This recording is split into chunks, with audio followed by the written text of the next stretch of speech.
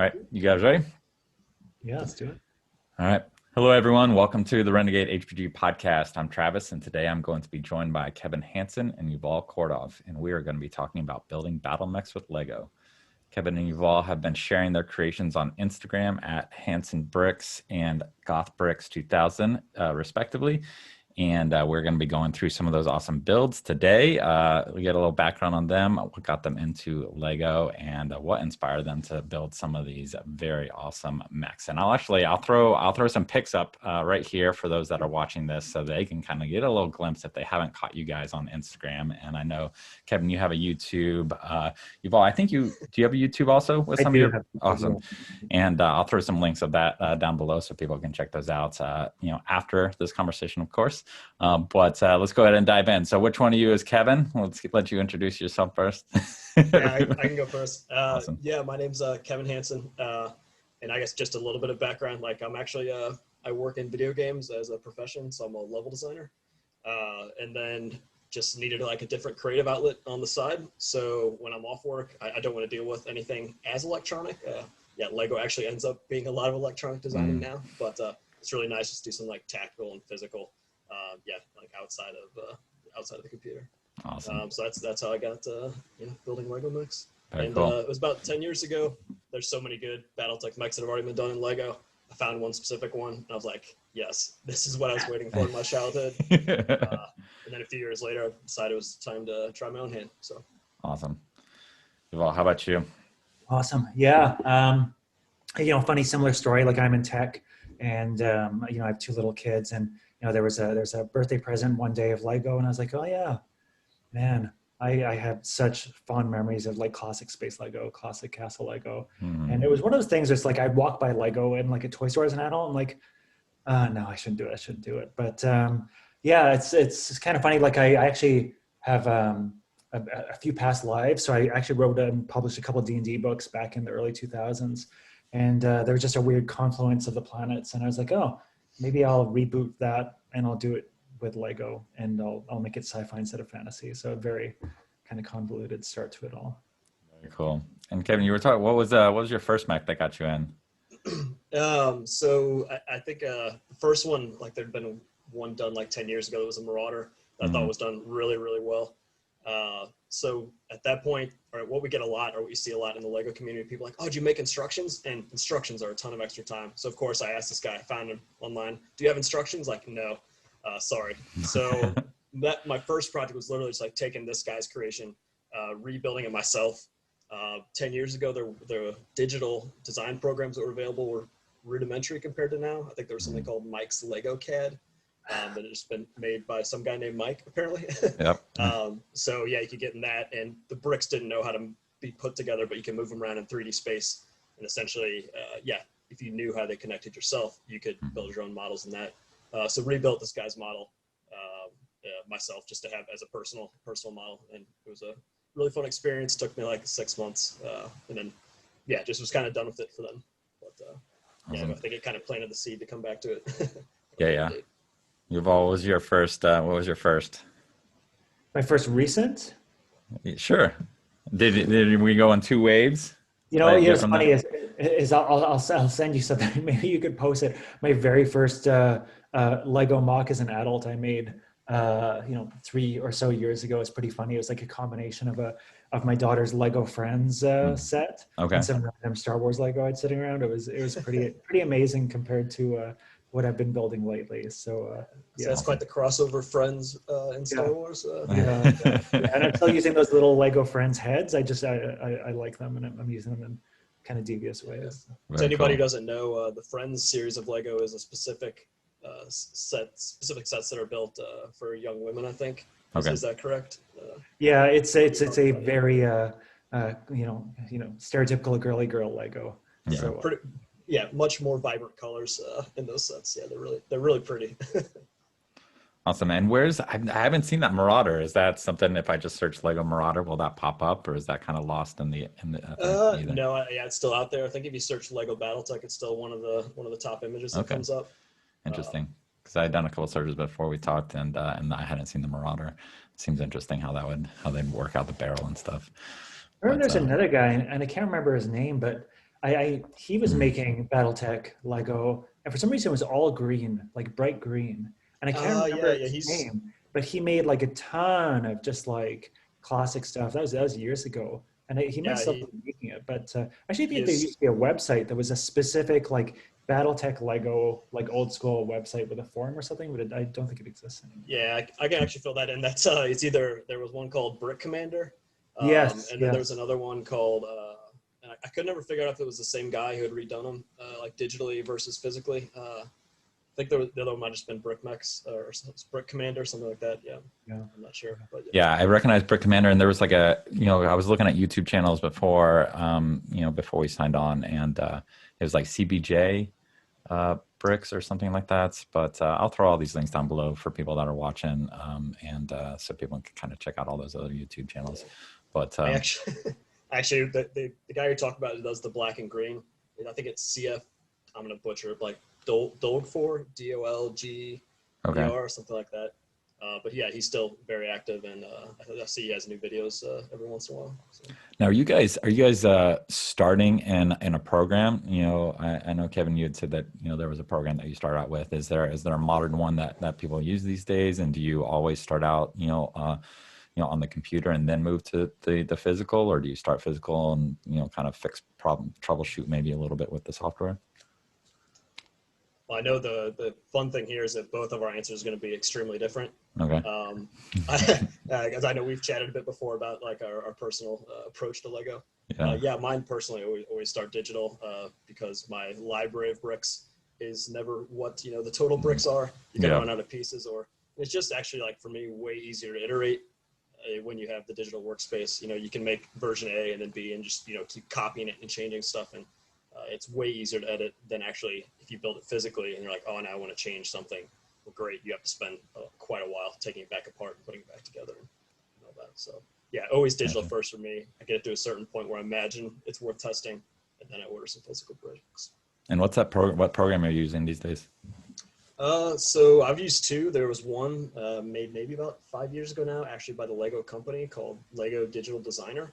Okay. And when they started that, they had this grand plan that it's unfortunate didn't work. But the idea was you could build something, you would send Lego your file, they would box that thing up and send it to you in the mail. And that is an it's idea. going to be kind of expensive, but it would have been awesome if it really worked. Yeah. Probably just due to the complications that you would imagine would arise from that kind of system. Yeah. They've since discontinued it, but they left the program up. Mm-hmm. Unfortunately, because it's not used, I would say like they're not making revenue off it anymore necessarily. It's very rarely updated. Mm-hmm. And since then, there's a third-party website called Bricklink that Lego actually just purchased in the last year.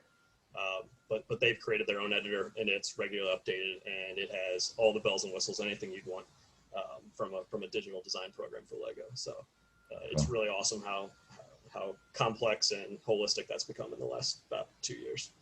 Yeah.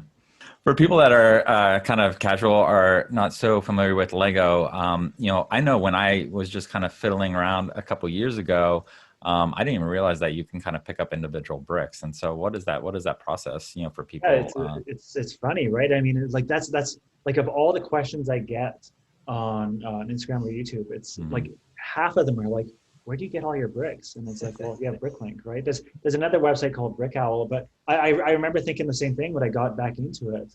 I would buy a couple sets. It's like, okay, I'm gonna learn how they're doing this. I'm gonna see how they're engineering this build. And then after a while, I was like, man, holy shit, these kits are expensive, right? Like, how many sets can I buy? And I want 6 more of these, but that means I'd have to buy 3 more sets that are $50. Right? And then you find Bricklink. So it's such a weird marketplace. Like, I'm so curious about the kind of folks that get into it. And I know a lot of Bricklink sellers really well, and they're really nice people, but they basically are buying sets in bulk and on sale, then parting them out and then selling them through their personal stores on Bricklink.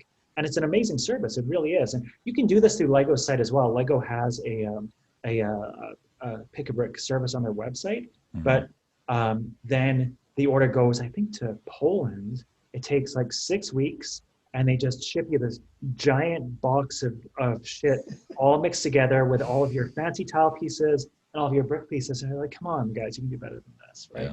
Yeah. And it's also pretty expensive. So Bricklink, yeah, it's a great source. Not to mention limited. You can't get all the bricks. From Yeah, I bet it's easily like 1/3, if less. Apparently, they've opened it up. Available. Okay. And I don't know if this is something to do with like acquiring Bricklink, but apparently you can get more of those rare parts. But I remember the exact thing. I was like, yeah, I want this corner tile in dark gray, and they're like, well, yeah, you can't even get corner tiles. Wow. Yeah.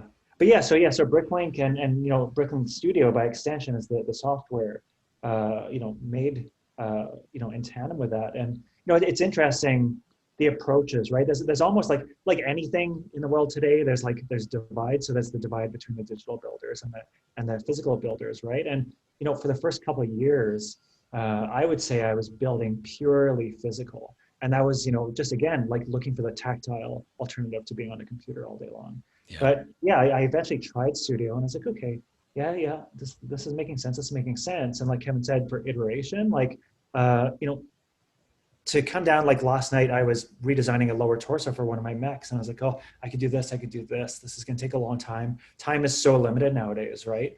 So I was like, hell with this. And I just opened up Studio, and within half an hour, I came up with 2 different variations that were good enough, right? And the other cool thing with the software that I've done personally, and I've posted about this a lot, is I'll build something in real life. And, in the course of building it in real life, you're kind of trying this. It's like, oh, no, not really. I'll try this, not really. And then you don't realize it, but by the end of the day, your build is kind of like hodgepodge. So it's not as structurally sound or as efficient as it could be.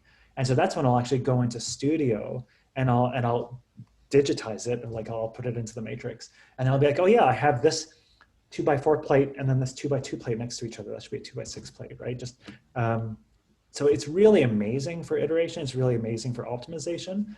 And again, like if you're making instructions like Kevin does, it's got that built in. So pretty sweet. Awesome. Yeah, that's one of the newer features they've added that I think a lot of people were sorely missing before. Yeah. And what's brought each of you to BattleTech? Did you find BattleTech first and then the Lego, or did kind of the Lego kind of pull you into BattleTech as an option for the Mecha? Yeah, no, I mean, I'm old school. I played BattleTech when FASA first released it, right? Nice, I played every RPG under the sun. I played every war game under the sun. So early days, my influences were like Wasteland and BattleTech. So it's like I had my post-apocalypse, I had my giant robots, and that's never left me. So I've stayed current, with a weird progression and reverse progression of BattleTech over the decades. It's weird to say decades, and it's never left me. So whenever somebody will comment, it's like, oh, is that Metal Gear? I'm like, no, man, that's not Metal Gear. Is that War? I'm like, no, man, it's not Metal Gear. It's like go look at some source material. Okay, go look at some BattleTech, and you'll see where my influences are. Awesome. Well, what other than Lego, how are you kind of in contact with the IP now? I just look at the new stuff, really. Yeah. Like I used to paint minis too, but time's limited. So I'm not playing anything with anybody. Like I'm not playing any actual BattleTech. I played the Kickstarted game that came out a while ago, and obviously I've played like every one of the CRPGs and the MechWarrior lines and stuff that came out. But yeah, it's pretty dry right now. Kevin, what about you? Yeah, for me, it's been around for quite a while for me. So my first pickup in the series was MechWarrior 2 when I was a kid. And then from there went into the novels and tabletop. But yeah, for me, it's generally mostly always been about like the lore. I think I got through as like a teenager, probably 80%, I'd say, of the books that were published at that time. It's just, I thought really hooked by the universe. So. Yeah. It's funny. People look at those like series books, whether it's like BattleTech series books or like Warhammer series books or whatever, but I really like the BattleTech ones. They really sucked me in. They're good. I mean, that was my primary because I got my stepbrothers introduced me when I was young, probably 11, but they would only visit during the summers, and so I think we played maybe once or twice, and then I got fixated, but they were never around. And then I started picking up the novels and pretty much just read the novels. And I think I had like MechWarrior first edition. And so I spent a lot of time building, characters that I never played, and then building mechs that I never played and reading the books. And some of the lore is just kind of influential for kind of a young, a young teenager with a single mom raising them, and kind of, reading reading charrette and stuff, and kind of just learning about kind of honor and duty, and kind of evolving. And then it was interesting, Kevin, I'll ask you this, but having been immersed in the lore and all the novels, and then getting Mech Warrior 2 and the chance to kind of experience that, kind of on the video game, was very, very cool. As anybody who has like a favorite book that gets translated into a movie or something can attest. I'm curious, like for you, having started with Mech Warrior 2 and then gone to the novels, what was that kind of experience in terms of kind of the, that next step in the immersion of the universe? Yeah, I feel like, the books, they were able to flesh it out a lot more than you can in a video game, especially at the time, right? Like that was a simulator. So it was, you got the core, like stompy mech shoot, but you didn't have the universe and the characters behind it. Yeah. And that's obviously a really key piece. The thing that's, I think, as a big video game fan, I think the thing that's sad a lot of times is when things do get translated into video games or movies from something that has such a breadth of a background, is if you're a big fan, a lot of times it's done incorrectly, it's glossed over. Like, say, for example, if you play like Mech Warrior 4, I love Mech Warrior 4, but there just be inconsistencies, right? Like this faction shouldn't have this mech because it's not like, just like lore breaking things like that. Yeah. And as you've all mentioned, like the most recent BattleTech game, that's what I really loved about that was it was so immersive as well as a compelling game to play. It fit really well with all the backstory and the lore. You could tell, obviously, the people that had worked on it were some of the people that actually cared and created the original universe. So very cool. Yeah, and I mean, I always wanted it to be. It's funny because I always even wanted more, right? Like the lore is everything to me, and like, yeah, obviously we love our giant robots, we love battles, but it's another one of these franchises where it's never been correctly or broadly enough explored, right? I mean, there's so much history there. There's so much interesting stuff to talk about. I want like the epic BattleTech RPG where, like I'll step into a mech, but that's not going to be like the entirety of my experience. And then, kind of like you said about the tech, like just basically taking the different eras, the different technologies, and just gamifying it, right? Instead of treating it, as these actual different eras where things were not around. Yeah. Very cool. And Kevin, you're kind of in that industry, kind of what are your insights in terms of kind of the process of production and how that evolves? And I mean, it seems like it's ripe for a Mass Effect level development and immersion because it has that perfect mix of like epic storyline and then immersive combat. Yeah. Well, first of all, I point out that I have nothing to do with any of the BattleTech games, so nothing I say will directly be how those more work. just a fan that has a loose familiarity with that medium, So the types of games I worked on a franchise called Little Big Planet. It's a platformer for PlayStation, and right now I work at a new studio that Wargaming, the World of Tanks people have opened. So I've worked on multiplayer games. The thing about video games that anybody who works on video games will tell you is it's like you're chucking everything together and trying to get this product out of it, right? You want story, you want like basically movie types of graphics, and then you need to have compelling gameplay that keeps you coming back as well. And then mix and do it just like so many creative people. It's just really hard to get that to come out well, and that's why you see so many video games and we see the end product. You're like, oh, it's just, I wish it was just a little bit better here. It's really hard to get that final product to that point, especially when you mix in like the corporate aspect of it, right? You need to have it shipped by a certain date. So you basically have all these pressures, and a lot of times just something doesn't make it, right? You sacrifice one thing for the other, right? A lot of times for gameplay, story goes out the window to a certain aspect. And when you have like, I think a particular problem or something that BattleTech have to overcome in any kind of game, especially if you look at like Mech Warrior Online, something I bet that those guys really struggled with is you have all this fiction and this lore, and like if a medium laser is supposed to do something, but then you get into the game and the balance is off, you have to decide, okay, now we have a conflict. We can't keep the medium laser as it was designed in some technical readout long ago. Like we need to tweak it to make our multiplayer game work right now. Right. So then, how do you decide, what wins there, right? You cut the story or change the story in order to make the game play better. It's the same reason why back in Mech Warrior 4, like I referenced, you didn't care about what factions the mechs came from. Like anybody can have a Timberwolf, it's fine. Yeah. And that's fine because as a game and an average person playing it, they don't care. They don't care. The Timberwolves lore, right? They just want a fun game to play. Right. And yeah. Yeah, and I think that's the kind of the error, that the fans come in and that they're like, this we're the fans and we're playing this game and we're kind of the majority of people playing, and it's so not the case, and I see that, in my own kind of, former career, somewhat current career of, athletics and rowing in particular of, you have your community of on the water rowers, the guys that, do things like you see in the Olympics, and the indoor rower is like a training device, for them.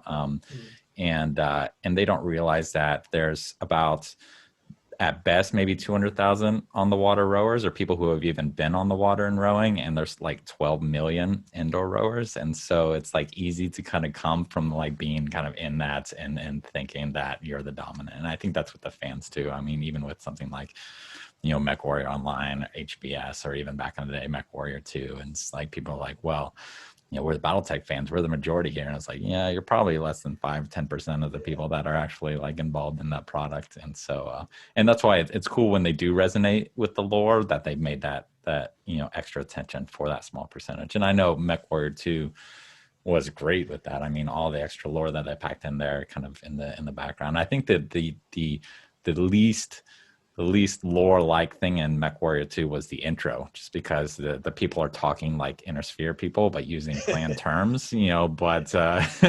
but that's like its greatest sin. But that intro is too cool to be considered a sin anyway. I know when I got into Lego big, it was, gosh, what was it? Like the time flies when you get older, right? Maybe like 7 years ago or so. And it was just like, life stress and work was just crazy, and I just like had picked up a cool Star Wars Lego set. I was like, I want to build this, and it was just like, it was it just like everything else faded away. And for that hour, 2 hours, I could just build and kind of sit there and just enjoy it, and then set it up and let it collect dust, which I feel like at Lego is like the ultimate dust magnet. There's some kind of law of physics where Lego defies it to bring in. No joke. Like it's funny because I build in black a lot, and dust is just an absolute pain in my ass. Like it's like just entropy. Like you can't. Yeah. Do those kind of like little air dusters work? Like what do you do? How do you keep your Lego clean? That's like the grown up question. No kid would ask that, but the grown ups are like, how do you keep the dust off your Lego? Yeah, like those little, actually it's funny, I've got one right here because I'm actually at my Lego desk. Yeah, these little guys here. Yeah. Okay. Yeah. That's I use them before my photos, but sometimes the dust just like accumulates just enough moisture that it just becomes this cake, and you can't do anything about it. Oh man. Yeah. No, yeah, I think that's like one of the grossest things about, like I've seen so many Lego sets sitting around offices or people's homes, and they're just disgusting at the point, like if they've been there for a year. Yeah. So my what I do is I just take them apart very quickly. I actually don't. None of my stuff. As soon as my stuff's photographed, it goes back into like the bins because it's also awesome for keeping costs down. Yeah. Like as I get more and more builds done, then I can decommission them and just I have more to work with for the next guys.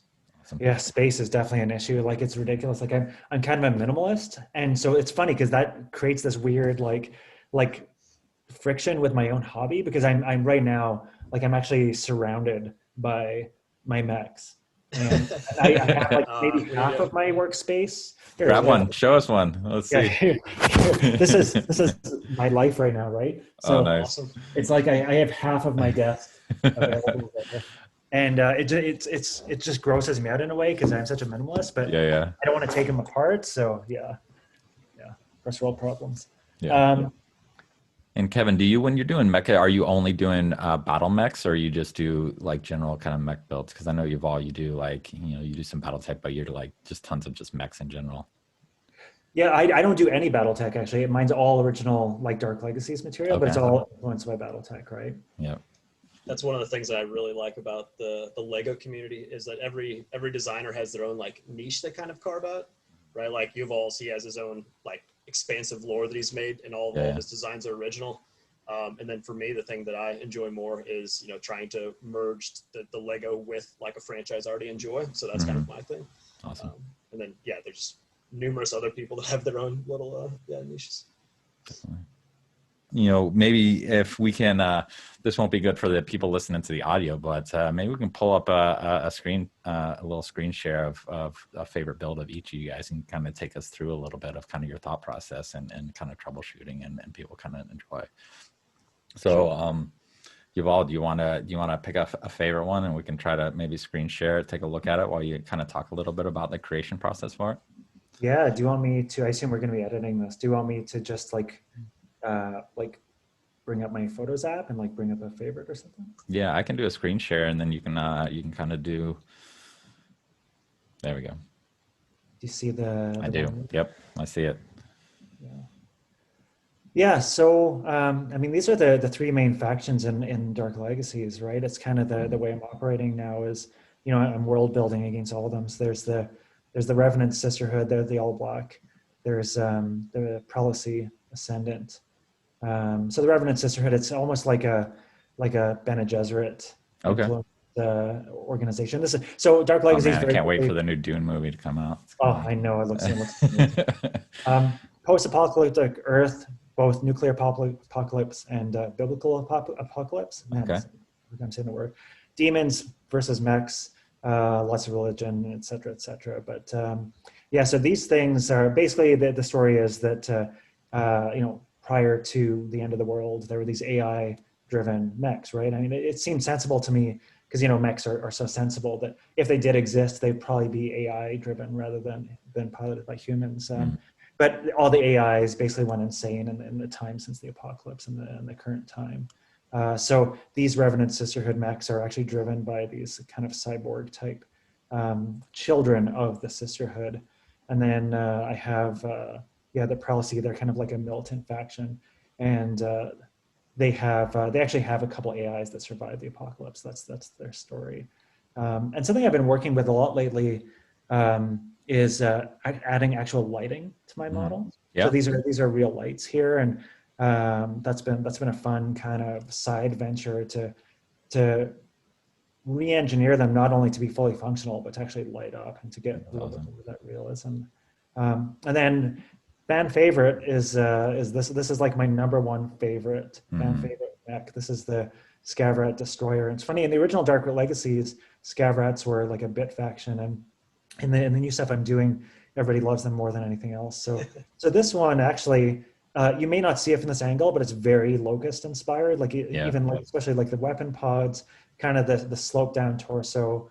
I mean, I'm doing like kind of more of a biomechanical digitigrade leg rather than just like chicken walker leg. But there's a lot of Locust in here, and I just love the classic Walker battle mechs, like the Locust, the Marauder.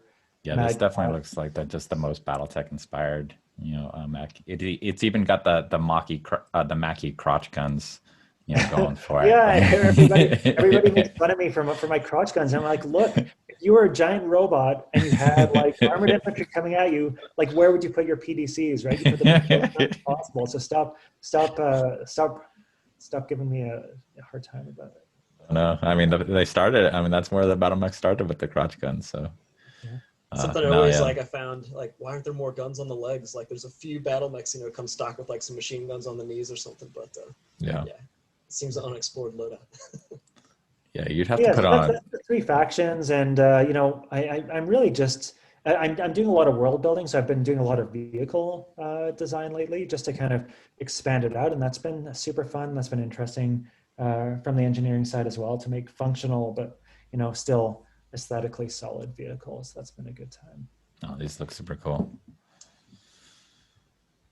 Yeah, I know, like what you just mentioned there is like one of the things that I think like really keeps me coming back to building in Lego is this really nice, like you have to have both those things, right? You got to get the visuals how you want them, but then on the other side you need to have it structurally sound, and that is just kind of like makes this engineer part of your mind really happy when you come up with these little solutions for the problems. And it almost feels a bit like a jigsaw puzzle that you're trying to piece together a solution for visuals that you want to stand up on its own legs.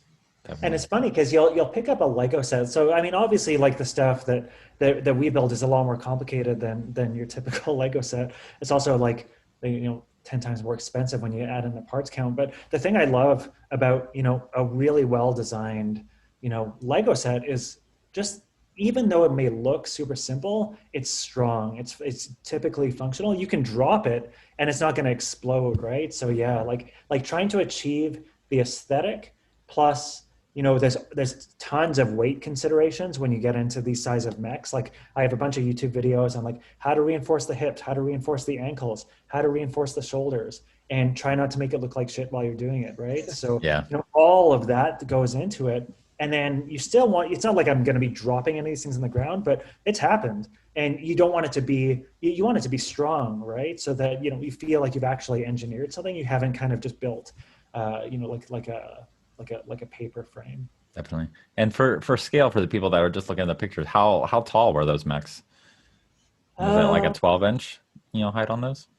Yeah, I have some photos next to a minifig, but they're probably my tallest gets up to between 12 and 16.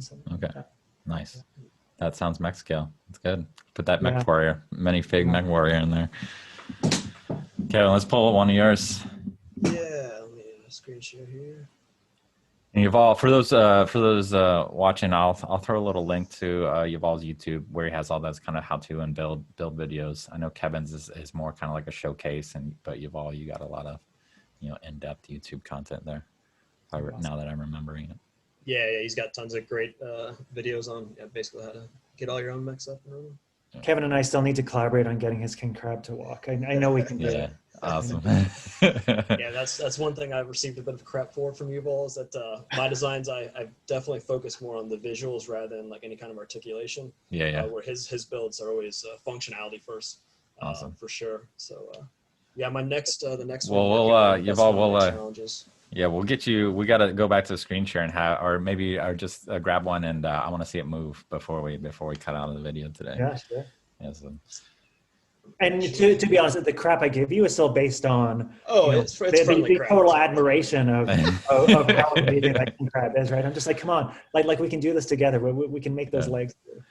Yeah. Well, man, when I try to use it, Instagram. I mean, to just kind of share and keep the community engaged. But man, when I dropped this pic, after I talked to you guys and I knew we were going to be recording, to just kind of spark some interest in BattleTech Lego, man, it exploded. So, Kevin, I think you might be like the most popular Instagram post that I've had, or close to it. So yeah, this is a big one. Yeah, so I think this is my the latest one I've worked on. This BattleTech. I think you might have mentioned earlier, but yeah, I don't only do BattleTech stuff, but I only stick with franchises that I really like. So I've only done Borderlands and BattleTech so far. But this is one of my latest ones. It's also my biggest thing I've ever tried, and I will not do something this big for a while going forward. Because while it was really fun, yeah, just the amount of time sunk into this. As a lot of people this year, I found myself with a little more free time this year, so that worked out well. Yeah. Yeah, and like I said earlier, for me, it's mostly all about the visuals. With one of the things that I've kind of taken when I'm looking at like actual Lego builds, as Yuval pointed out earlier, a lot of times they go with stability over functionality in some of their mech models. So a lot of times their mechs will have locked legs or legs with limited joint movement. Because when you just get this large, not breaking it is a pretty key point. Not making the user frustrated is pretty important. And how big is this? What's the height on this? So this guy's just a little bit over a foot with the base on there. But one of the things that initially drew me to the king crab to try this out was the thing this does have is the claws can open and close, so they kind of slide down into a closed position. Yeah. And then it's something that's pretty easy to include on any mech, right, is a torso twist. So yeah, you can pose in a bit of a different position, but mostly it's all locked from the legs down. And how many pieces is in a build like this? This one ended up being like 3,500, something like that. So yeah, if you the sad thing is even though I've made instructions for this so you can build it if you want yourself, if you go to buy those pieces from Bricklink, it's going to end up being like a $500 purchase. And of course, that'll vary where you're at. Yeah, that's the funny thing people don't understand, right? Yeah. They're like, hey, can I have instructions? Can I have instructions? It's like, yeah, but yeah. You could buy this, or you could buy like new tires for your car. I don't know. Yeah. Well, I don't like the UCS Star Wars ones are close to that. I mean, they got the Falcon that was like $500 that they came out. Granted, that was like a 5,000. So like 60% more, but still. Yeah. I think that was Yeah, $800, Legos. wasn't it? Was it 800? I don't know. Oh, I think it did start at 800, but it gets the price goes down with sales and stuff pretty quick once they realize that not everyone wants to buy an $800 Lego set. Yeah, I just love this when I saw it. I think before this, Kevin, I saw like your Uziel. It might have been on Flickr. I can't remember, but like to me, King Crab is like, it sounds cliche, but it's such like a classic mech to me. Like I remember when I got my first King Crab mini, and I was like, oh, this is amazing. I can't wait to paint this. Like I actually remember it. I even remember what it looked like, and like hand painting, little chevrons and stuff like that. So it's just one of the most iconic mechs, really. Yeah, I did. My first mechs I started with some of the more classic designs, but I think going forward, I'm going to stick with the new mech redesigns that have been done. I think those are originally done by Piranha Games and have now kind of made their way across the BattleTech franchise, both in minis and the other BattleTech game. Just the detail has been brought up to like a modern level, right? Where I think I even heard one of your podcasts you've done before, they're talking about like little toe hooks and stuff they have on the mechs. So like if you look at this guy's face, right, he has these little toe hooks here and then like right at the chin. All these nice little details that really allow you to transfer it into a Lego mech that has a lot of nice detail to it. As opposed to it's funny, some of the older models are a bit more clean in their concept. Yeah, I do kind of like the hook kind of thing on my designs too, and then I think I was like, what the hell is towing a mech, right? While it's more like what's a mech towing, right? Drag other stuff around, right? Yeah. I or guess sledding. I guess somebody's off-roading and you climb up 30 feet and attach your cable. Well, there's a great illustration that DC Bruins did where he has basically a mech kind of connected through a tow cable and pulling another mech out of kind of like a bog, that got stuck. And so it's a cool picture. I love, for people that follow the Gallery 3025, which I've been doing to try to get some kind of new BattleTech art out there and support the artist is, anything that's just different from a mech shooting on a battlefield. I'd like to see more, and that's a cool one where, it's basically kind of a mech being used for a more practical purpose of battlefield logistics, because mechs are heavy and the ground can't always support, 50 tons walking over it. Yeah. But awesome. So we got, looks like an Uziel here. Yeah, I just flipped this one up. So actually, this is the one I did before the King Crab, and the different challenge to me with a smaller build is, of course, it takes less pieces, but you need to be more intelligent with the piece use because the granularity is smaller. You kind of have to use it in unique ways to get them to represent the shapes you want. Right. And as you get a bit larger, then it's not as hard to do that.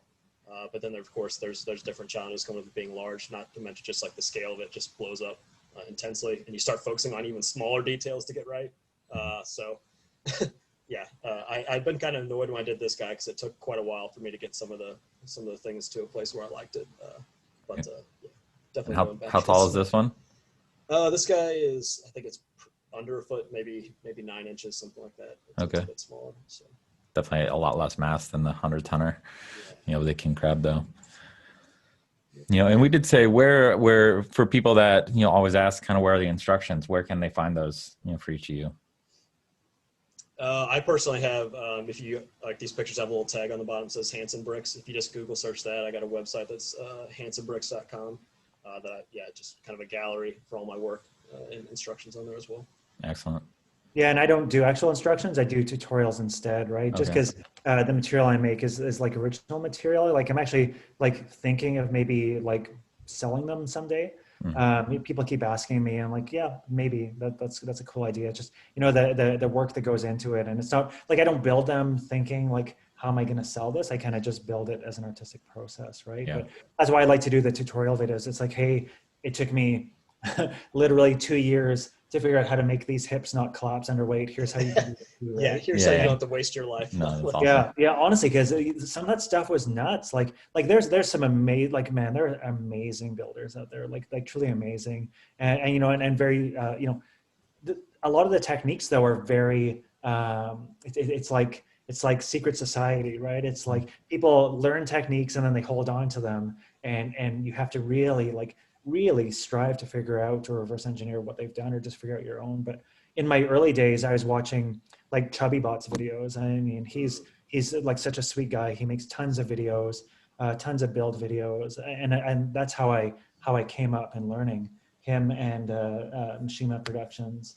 And they were definitely doing more like mecha style, like more like Japanese anime mecha style, which isn't necessarily my thing, but lots of learning from there. So I was like, okay, if I'm not going to be like making instructions, how can I give back to the community, right? So it's like, hey, this is something that took me a long time to figure out.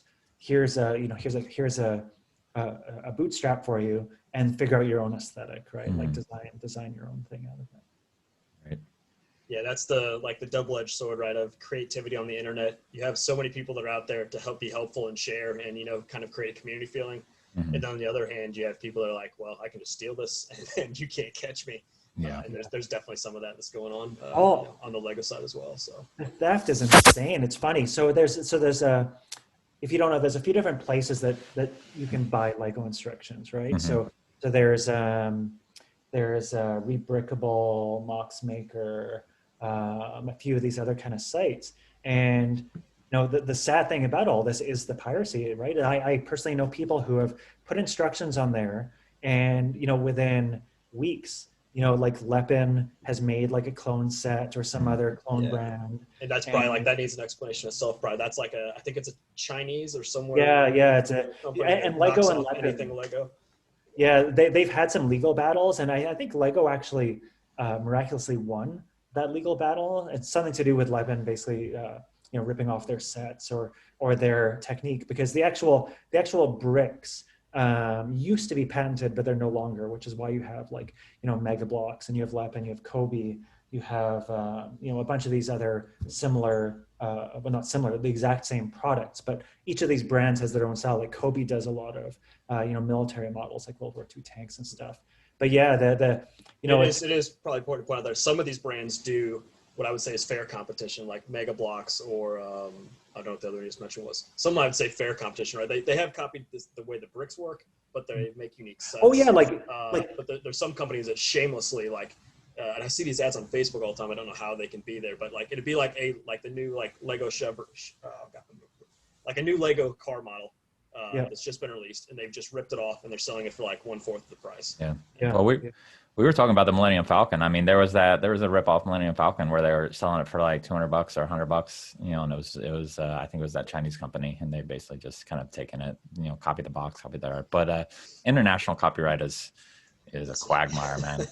It's and especially when it's it's your mock my own creation, when it's your own creation and it's something you've spent like hundreds of hours on, like all this iteration, and then it's like, okay, yeah, you guys want this, like here's the instructions, and then somebody just rips it off. It's a really depressing state, but that's when you get into these custom companies like Brickmania. Like they just sell their own products, and they're premium, they're expensive, but they make they're all military focused, right? So if you want an original like Sherman tank or like a hovercraft or something like this, Brickmania just has completely their own product line, and you can buy their kits. They don't sell instructions, right?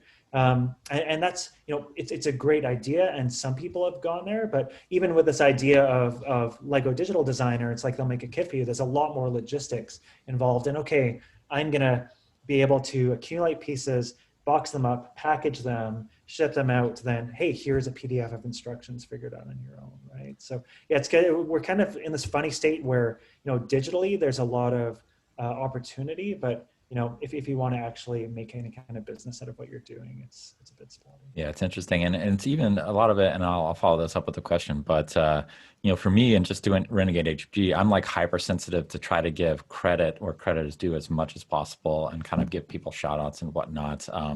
And I'm always kind of hesitant when I'm using somebody else's creative property of like, is it all right? What's kind of the limits? To those people's credits, like the people who own it are very bad at communicating that. So, I mean, even, I was having a conversation with Lauren, Coleman over at CGL, and, and even he's not the lawyer, and the Tops is the lawyer. And so, I mean, there's even, ultimately it's a lawyer that has no idea of the franchise that's going to make the decisions.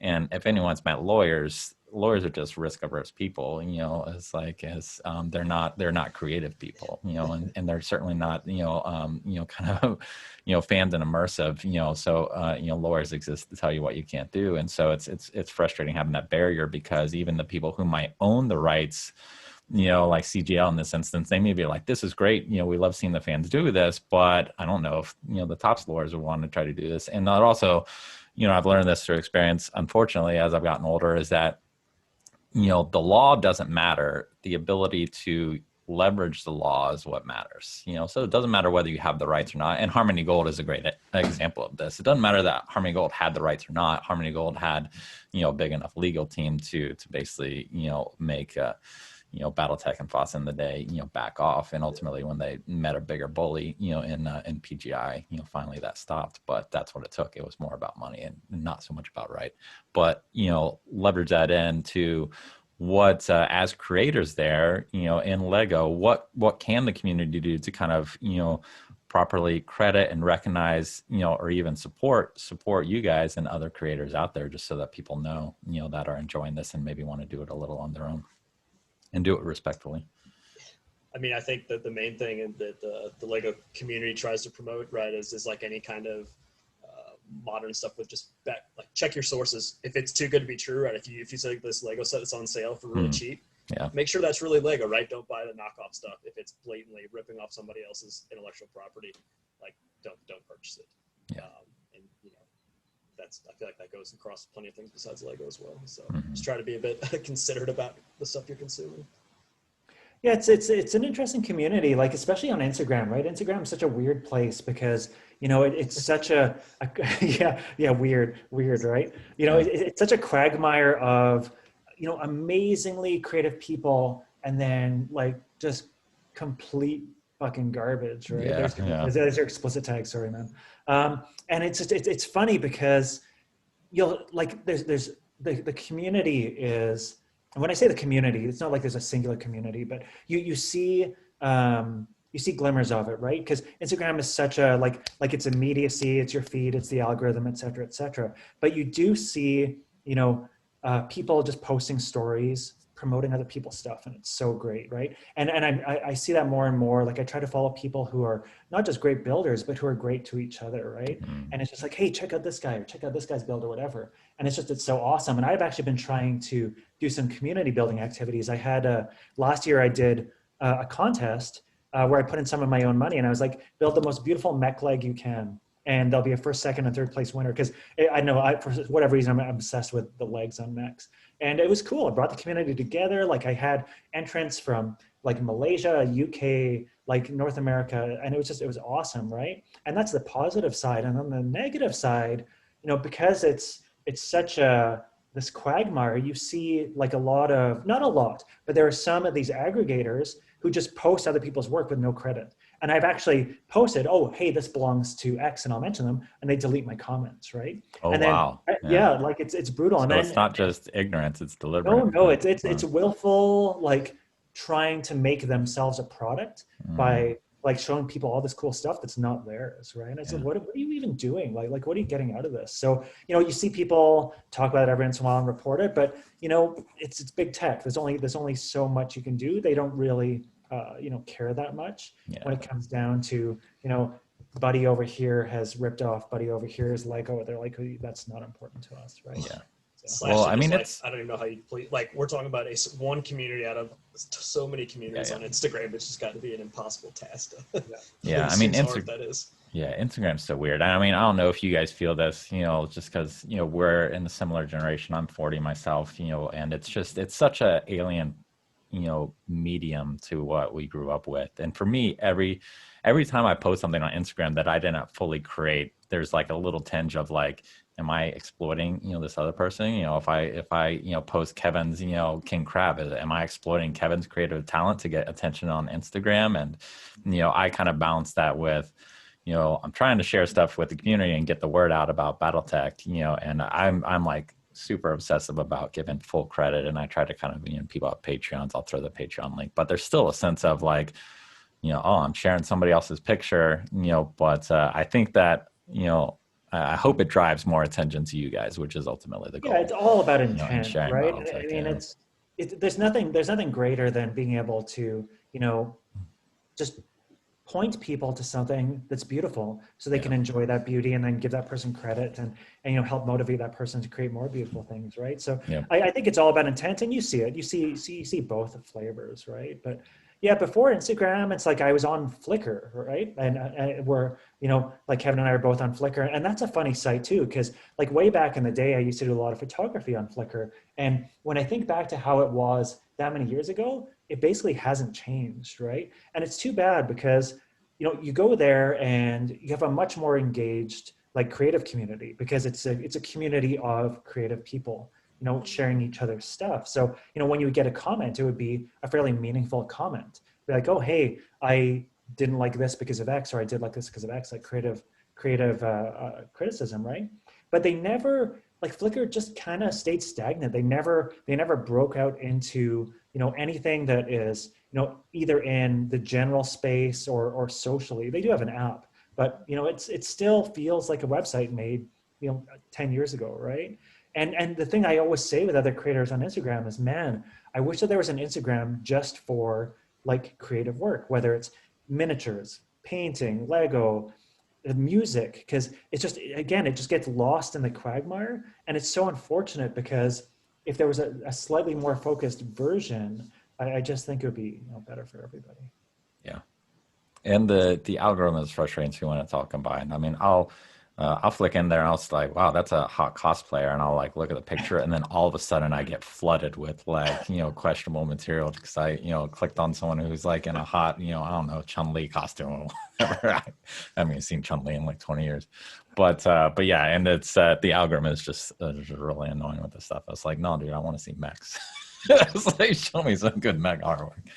But yeah, well, coming back, in the Legos, what's, for those that kind of want to dive in, maybe some kind of like early starting tips, what are things that you wish you had known kind of, in the beginning of your kind of building career, both in terms of maybe, we talked a little bit about acquiring, we've talked about the websites kind of where people can buy individual bricks, but what is like the easiest, cheapest, most effective way to kind of get in? Let's say you have either just a couple sets that have been sitting around for a decade or two, or you just come in and scratch and like, this looks, I like these pictures, I want to give it a shot. What are those tips? So I mean, yeah, I would hands down point people towards Bricklink and their editor. Just mess around with it. You can they've almost achieved that dream of what Lego was trying to do years back, where if you build something in the editor, you can then upload that all to the Bricklink marketplace. They have the automated process where it can select vendors for you and put together a whole order. It will come from like 8 different people. Yeah. Because it has to like pick through all these stores. Bricklink, by the way, is basically like an eBay that only sells individual Lego pieces. So you go to somebody's store and they have 8,000 pieces available. And, you can basically virtually pick through their Lego bins and see what they have, or you can use this automated process to have it buy everything you need for you. But yeah, it's really just like start trying out some stuff, get involved like on somewhere that does do social media, like Facebook has a bunch of groups, or Instagram like we're on. But one of the great things about getting started is there is a lot of depth to Lego and different techniques to use.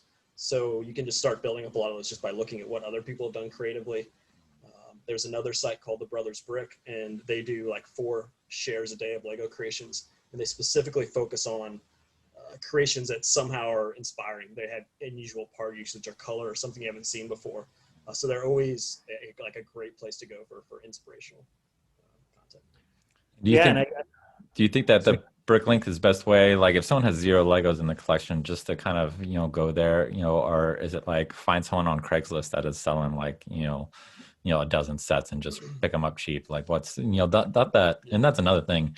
Lego is not cheap. I know when I got into Star Wars Lego, I quickly realized that Star Wars Lego was also an investment, and then bought some. And essentially, I mean, I think I probably bought a couple $1,000s worth of Star Wars Lego, and I sold it at a profit, years later, probably 20-30% profit, so, but in that sense, it's hard to kind of get a cheap intro into it, so is there like a way that you guys recommend if people just pick up a large volume of bricks to start going into? I'd actually suggest like if you're really fresh, like check out the Lego catalog and maybe just buy like one or two sets. It doesn't have to be anything crazy because it's even at the kind of like the advanced technique level that Kevin and I are at. Sometimes I'll look at how Lego has built something on an official set. I'm like, oh, that's super clever, right?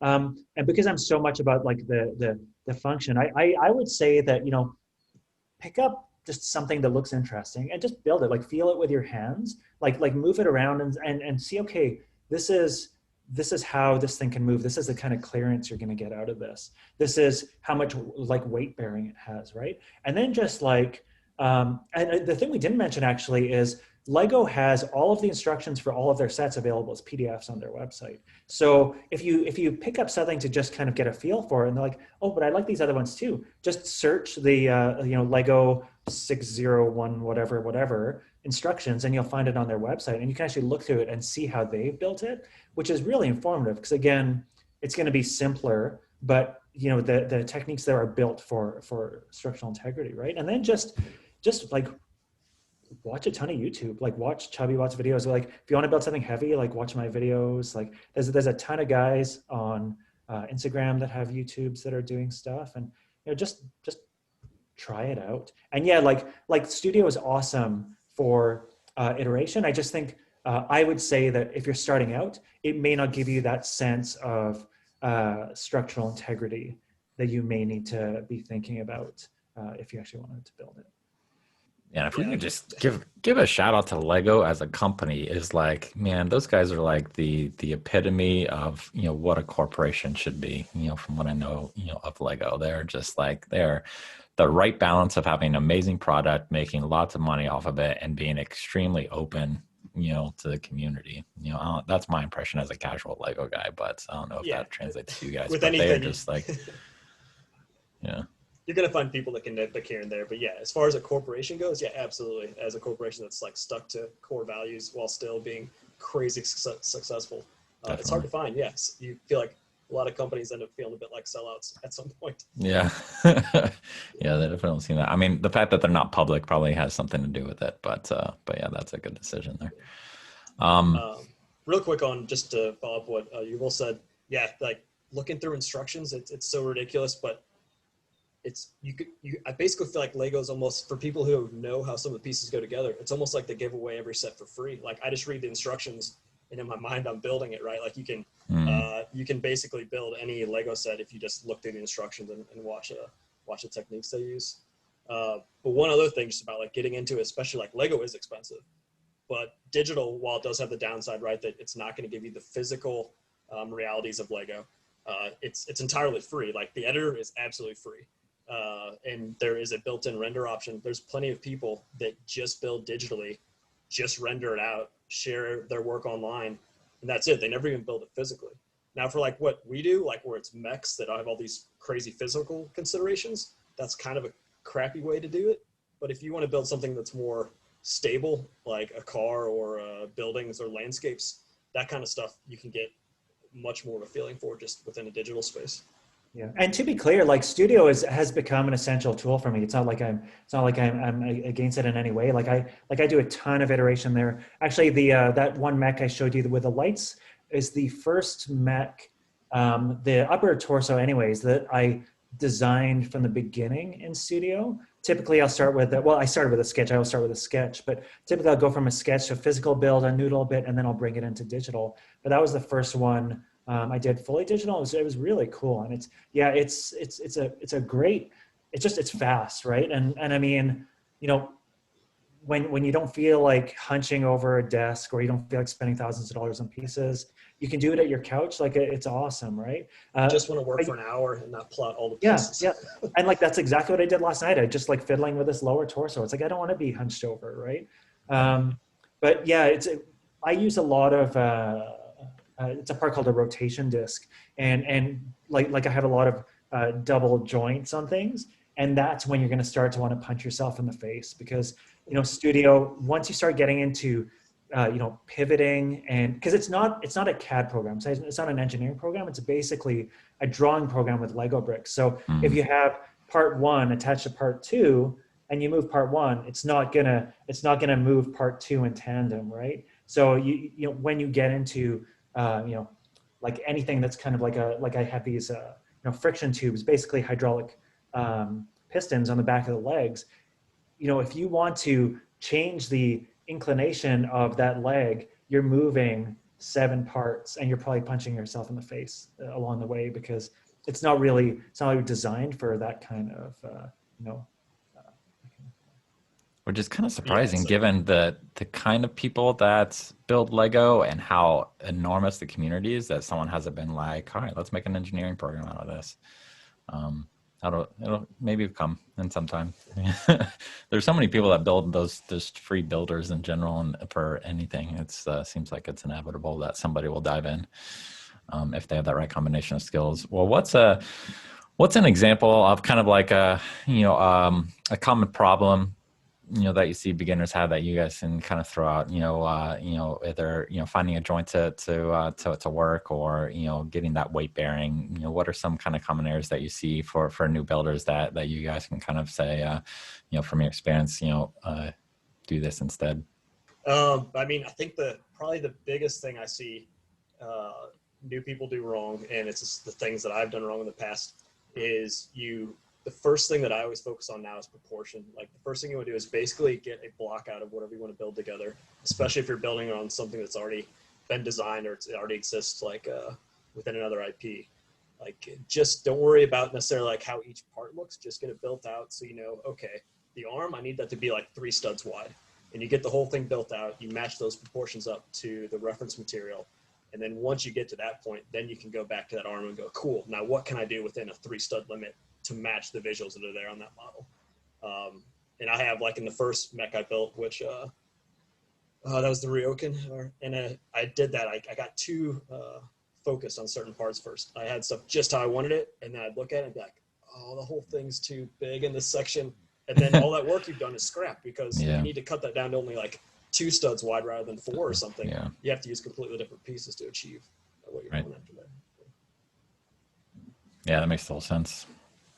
Yeah, and I guess, you know, like, if you're just starting out, like, don't go crazy on scale, right? Like I kind of started big because I was stupid, and I figured out a lot of things along the way, and it took me a long time to figure that out. It was cool, it was fun to learn, but, you know, if you just want to build something, you know, you don't need to start at minifig scale. If you want to build like a locust, like I've seen there's somebody on Instagram, I think his name is like Mokbay, kind of like Mechbay, M-O-C. He builds micro scale mechs. They're like probably I've like seen those, yeah, like a few inches tall, and, you know, probably like 50 to 100 parts each. And he captures an amazing amount of detail in there. I think he's done like a Marauder, he's done a Locust. I can't remember what else, you know. And then, yeah, like I love building in minifig scale because I like world building, and I feel like my minifigs are the little people in the world. So, you know, it's an achievement to me to be able to, you know, if I'm making a vehicle like this APC I made recently, it's like I worked really hard, iterated really hard to fit 10 people in there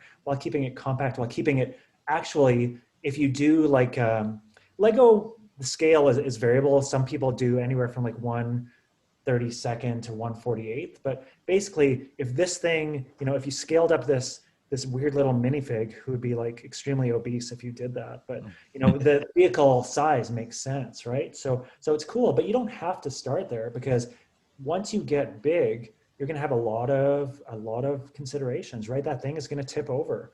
It's going to be expensive. It's going to cost a lot of parts. And there's this funny middle ground, actually. Like this, the scale I build at is almost the worst, because it's heavy enough that you need to compensate, but it's not large enough that you can use some of the more the Lego Technic parts, right? You know, like they have, you know, a lot of different turntables and linear actuators and these parts that are really like support a ton of weight. So you see a few folks like Lego Dark Knight who will make like a Chappie or something that's like 4 feet tall. And it's amazing, right? And the engineering that goes into that is amazing. And not to diminish that at all, but, you know, you also get some of those Technic structures that are, you know, built for more weight. So I would say think about the scale you want to build at that's actually going to make you happy, and that's going to give you the detail that makes you happy.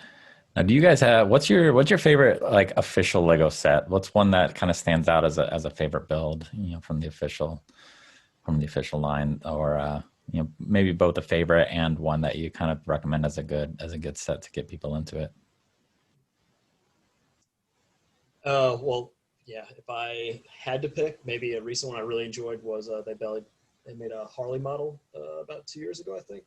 And my family is really into Harleys. I'm personally not, so there's some family connection there. But yeah, the larger vehicles that Lego does have a lot of really interesting techniques in them that yeah, I've snatched, use on my mechs. Even though they're not mechs, they have quite a bit of complexity to them. Actually, for a recommendation, there's like a Speed Champions line of these little cars that Lego does. I think they're like 6 or 8 studs wide. And they initially look really simple, but it's again, because they're on a small scale, they twist and use the bricks in a lot of unconventional methods to achieve the shapes they want in those. So generally each one of those builds that I've looked at, they always have some new, like, whoa, I've never thought about using that part like that. Okay. So they're actually like really cheap compared to like a lot of Lego sets, but they still have a lot of really cool connections in those. Awesome. Yeah, and that goes back even to the like things to think about when you're starting is like the stuff Kevin's talking about. It's called snots. That's not on top, right? Because when you think of Lego bricks, you think of this block, right? But when you're getting into the beautiful design, you're using different techniques to maybe you're not building studs up at all. I often build my mech torso studs forward, just because the shape of the pieces I find lend themselves to just a more dynamic shape when your bricks are pointing forward rather than up, which sounds really arbitrary if you don't know what I'm talking about. But then there's like bricks with studs on the front, and then there's joints, and you can use all these things in different ways to create angles and to create these beautiful things. And yeah, the Speed Champions have a lot of really interesting, really compact snot going on. Of all the things, that's been my favorite set in the last couple of years. There's a school bus, the Lego Hidden Side. Oh yeah, yeah. I can't remember what the actual name of it is, but it's a school bus. And the reason I love it is like, it is truly, again, like this is my bias, is it's minifig scale. Like they have truly made a school bus, because often you'll buy a Lego car and it's like, you're fitting one person in there and you're thinking this would look ridiculous in real life. But this bus is like, it's massive on a Lego scale. And it's just, the way it's built is really simple, but at the same time beautifully captures the lines. Never thought I'd say that out loud, right? So that's cool. But I mean, honestly, my dream, and we're starting to see movement in Lego a little bit, is that they do another unbranded sci-fi setting, right? Like it's interesting. They've been doing, they did that blacksmith set recently on Lego Ideas. They have another castle set coming out on a creator kit. And they put out this poll for their 90th something. Yeah, it's some anniversary. I can't remember. Yeah, I can't remember. And basically giving the community the option to pick the theme of the next idea set they're going to do, or the next really special ideas set or collector set. And the two top runners, I think, are Classic Space and Castle, because these are the things that like they captured my imagination as a kid. And I look at pictures of them now and I immediately go back to those times. And I was building mocks out of them when I was like 10 years old, right? And it's just like this just unbranded, imagination rich kind of stuff. I'd love to see them do that again. And they've done bits and pieces, but I don't know if they ever will, because I think the branded stuff is actually how they clawed their way out of bankruptcy, was to start doing the branded lines, right? So Sure. So it's hard to dismiss that. Right. Gosh, I remember you mentioned the castles. That was my favorite as a kid, and I had lost that memory until you just mentioned it. And I just kind of vaguely was like, castles. Yes, I did. I loved building the castles when I was little. And it's weird. I talk about this with my girlfriend all the time. I have very odd memory, very bad memory. Like I remember very little from my childhood before like 11, 10 years old, and even 10 as a stretch. But yeah, I do remember tons buying those castle sets and building them and loving them. That was about the time where, Willow was my favorite movie, which we just picked up and watched a couple months ago again. Now that came out on Blu-ray. But Very cool. Yeah, the space sets, the monorails, the little bases, like, Mm-hmm. it was just so much fun. The little crater plates, it's just awesome. Yeah, the cool thing now, right, is like they're gonna be able to sell these new sets based upon the nostalgia that people like us have from our childhood. Yeah. That's why those work now, and that's why they're gonna sell really well. Yeah. I know Lego's actively said they're gonna be making bigger pushes to sell to the adult market. Yeah. Just because it's And it's they funny haven't really pushed so far. Yeah, they've really been resisting it. Hey, and I mean, one of the main acronyms, like AFOL, Adult Fan of Lego, like it's a thing, right? I mean, most of the people making these mocks, most of the people like doing the really creative stuff are like people like us who we grew up with it as a kid for whatever reason. We got back into it, found it as a medium, and love it. And it's funny, like it's just, I kind of compare it with, I don't know, the only comparison I can think of right now is like D&D, right? Is like playing D&D as a kid, you see that like D&D and other RPGs or other war games, whether it's BattleTech, whether it's Warhammer, or whatever, very clearly understand that they have an adult market and, we'll tailor products to it. And for whatever reason, like, yeah, Lego has like advanced sets and they have, like high cost sets and stuff, but it seems like, the price point and the complexity may be targeted at adults, but thematically it's still, relive your childhood, right? They're really scared to get into that, the more of those adult themes. And not to say they need to go like super violent, like Mega Bloks has like Call of Duty and Halo and stuff like that, like video game based franchises, and they don't need to go there, but it would be great to see, a bit of an actual like mature line of Lego, as weird as that sounds, right? It does seem they certainly have like the landmarks and stuff seem very, very beautiful. Definitely more adult oriented, the ones that I've seen at least. They do. They have like the architecture series is, I would say, like probably their most adult oriented, and they have a lot of lines of realistic world vehicles. But yeah, I think it's really about really pushing that marketing and really leaning into that side. But yeah, it'd be great to see them do. Yeah. And you know what? Maybe they just never will, because I mean they don't really have to, right? Because we're doing it for them, right? I mean, they produce the product, they keep people interested in the general market, and then you have folks who can take that product and reshape it into something different without them having to do it themselves. So maybe they're doing exactly what they should be doing. What Yuval, kind of for me, my little one is 4 years old, coming up on 5 in 2 months. What have you found for kind of getting the kids involved? What ages are they good? Whether you're stepping stones? Because I got her first Lego set around where she turned 4. It was still she was still a little young to not to build, but to like not lose all the pieces. Mm-hmm. And she's also in the stage where she likes to hide everything, put it everywhere. And so it's like, well, we can't hide all the Lego pieces. What's, I don't know how old yours are specifically, but you have any sense as a parent in terms of what age is good to get them involved? Yeah, I've got a 4-year-old and a 7-year-old. And it's funny, like, you want your kids to be interested in what they're interested in, but you also want them to be interested in what you're interested in. And so far my endeavors have not been super fruitful. But like when I think back to how this started, it was with that ridiculous Lego friend set of like these 2 girls and a pony and something. And I'm like, screw that. Let's build a castle. Let's build something awesome, right? So yeah, I don't know. I think just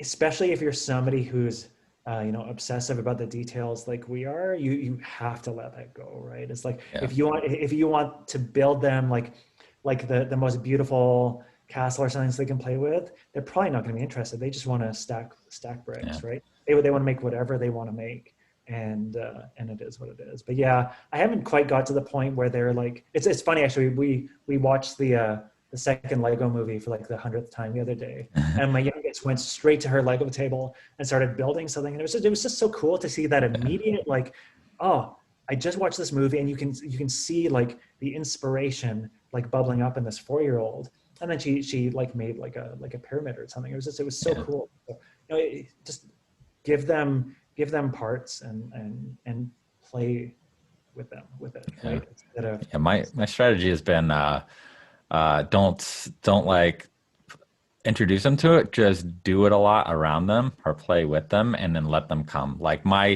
I'm a huge Star Wars fan, and my Star Wars, like, it was imperative for me that my little girl loves Star Wars, and it's like it'd break my heart if she didn't. I'd get over it, but I never forced Star Wars. I just, like, I had my toys, and some of her toys were, Chewbacca, C-3PO, Han Solo, whatever, and she played with the toys, and then eventually she asked me, it was like, Daddy, can we watch Star Wars? And it was like fourth birthday, we're doing it.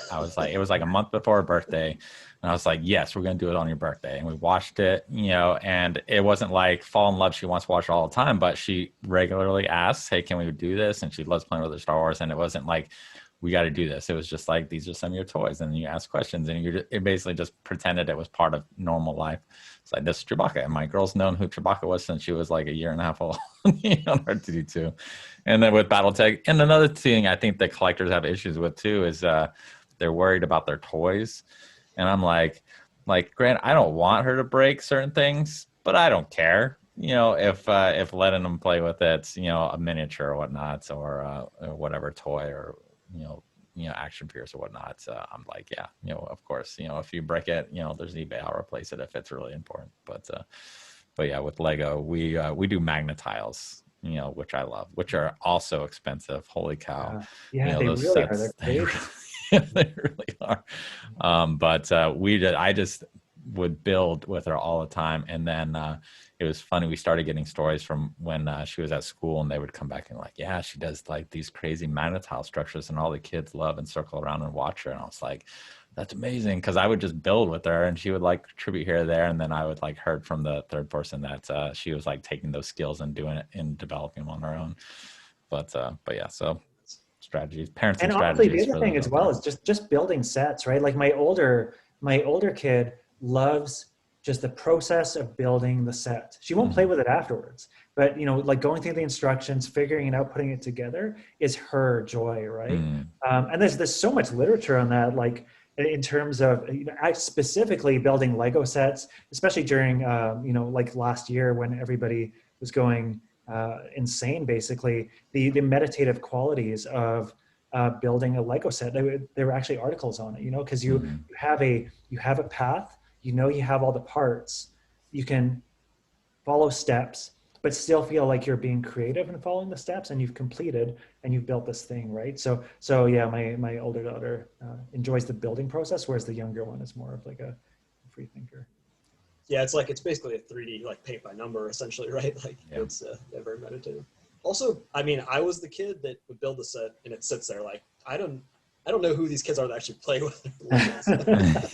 Like, that sounds weird. The game of Lego has always been build the set, take the set apart to me. But yeah, I'm probably the weirdo. In the Lego movie, the first one, I empathize more with the father than the child. Exactly the same. My kids know not to. It's funny, like talking about breaking toys. It's like we play with a lot of stuff, but they see my Lego desk and they have wide eyes, and they know not to mess with it, right? Yeah. So, that was gonna be one of my questions. Like, how do you I don't have kids yet, but I assume at some point I will, and they'll have their Lego, and then they'll be dad's Lego. Yeah. And how I'm gonna have to make some kind of friendly barrier there. Yeah, you just like my the one thing I don't let her get into is my books, and it's because I like to collect books, like especially on my BattleTech books. I've got every BattleTech book printed in like basically near mint condition, except for like one Dark Age book has a little crease on it, and then I have like my reading copies. And but yeah, I'm one of those guys that kind of like likes my books to look like new. So that's the only thing I've kind of actively steered her away from. But like we'll sit there and we'll look at the books. Like there's one, going back to Star Wars, there's an absolutely incredible Star Wars pop-up book. And I got it from somebody who was selling it like, yard sale type thing. And it is just amazing. And it's definitely not, you couldn't let a little kid do it because there's the intricacy of the pop-up is basically like the level of the Lego intricacies that you're doing in a pop-up book. And I don't even know how they do this. Some pop-up books are brilliant. But I'll I don't let her do it, but I sit there and we'll go through it together all the time, and that's it. So yeah, you set your barriers, but it's just constantly remind yourself, like, if she breaks that, I can replace it. I was like, hop on eBay. And what's funny, like sidebar, like that's another great reason to use Studio. So for no reason other than to like immortalize my own personal instructions, I often just digitize things into Studio, right? It's like, I might look at something and be like, okay, well, I've had this now for a year, maybe I'll take it apart, but if I want to build it again, I should make my own blueprint for this. So that's another, if you're a custom builder and you do like taking things apart, or you just don't want to, maintain thousands of pieces, it's a great way to just, make your own instructions. And if you want to rebuild it, you'll just rebuild it. Yeah. There's no way, like short-term memory, that stuff's gone. Like I don't remember what process I used to build, my older models. Yeah. Gotta save it somewhere. I was That's actually gonna ask. One thing I wish I could tell myself when I was younger, because when you're younger, you're like, oh, I'll remember this. I don't need to write this down. You're like, oh, you idiot. You don't remember anything. It's like, write everything down. Yeah.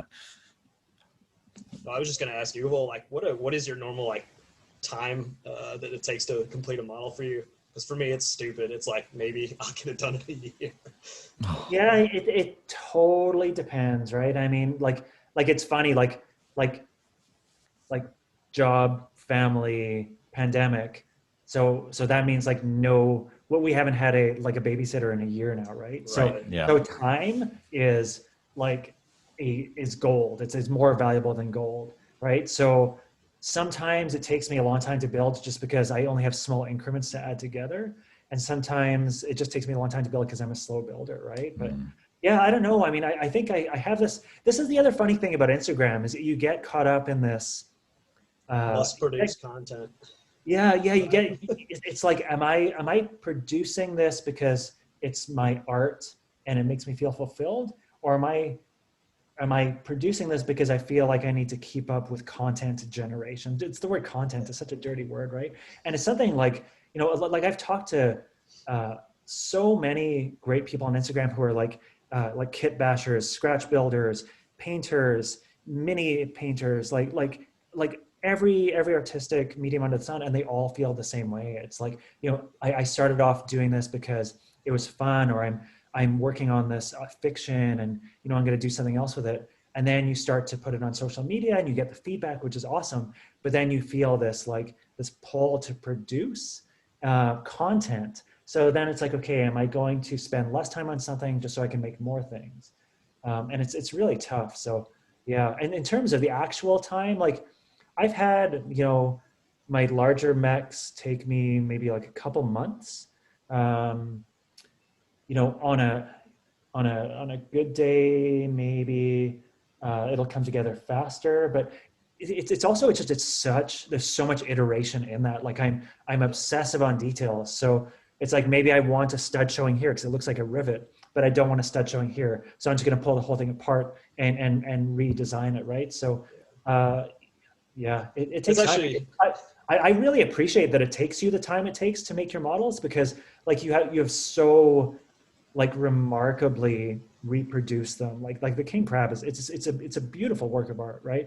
And I love that you have, and also your Borderlands, what's it called, the runner? I can't remember what that. Yeah. When I saw that, I was like, holy shit! Like he's just captured, like truly captured it, right? In this other medium, using parts that you would not, that are generic parts that are made to not be generic, right? So I really appreciate the time that goes into those.